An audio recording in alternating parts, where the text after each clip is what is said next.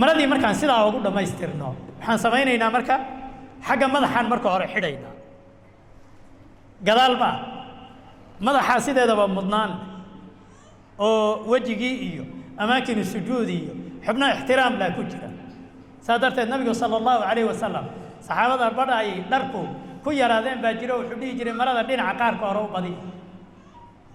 marka waxaan samaynaynaa marka si yar latiifan halkan hore isugu keenaynaa halkan aan ku qabanaynaa mara yar iyo waxaan soo qaadanaynaa halka madaxaan saa ooga xidhaynaa kadibna qaybta lugaha ayaan qabanaynaa saasaan isugu qabanaynaa tan isku yara duubno ayaan marka guntaynaa qaaban meydkiina xidhiidhi ku ahay laana waxaa la diidayaa hadhow markii la qaado inay mariyay balaq kale yidhaahdaan meydkiiba bannaanka u soo baxo ayaa laga cararayaa hawsha kafanka muhiimadiisu waa sida kadibna meeshan dhexda ayaa waxaa habboon in lagaga xidho mara la sii jeexday ayaa dhexda lagaga xidhi ilaan madaxan hore waan xidhnay lugahana waan xidhnay dhexdana waan ka xidhaynaa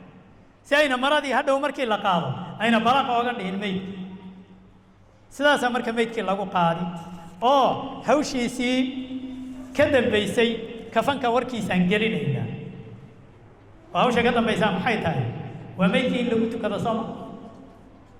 waxaan umalayn tukashada aad oogu dheeraan mayno maalin kasta waa la tukadaa meydna waa lagu tukadaa labada qadiyadood ee inoogu darnayd waxaa weeye meydka nafbixiisa iyo hawsha ku tacalluqda